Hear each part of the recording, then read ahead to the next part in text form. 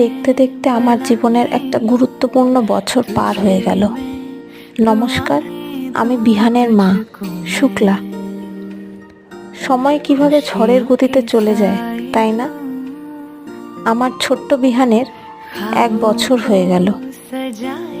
আমার মাতৃত্বের 1 বছর হয়ে গেল। ভগবানের কাছে একটাই প্রার্থনা, বিহান যেন মানুষের মতো মানুষ হয়।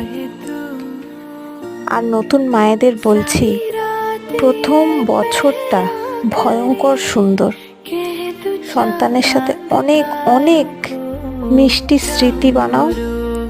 এই সময়টা আর ফিরে আসবে না।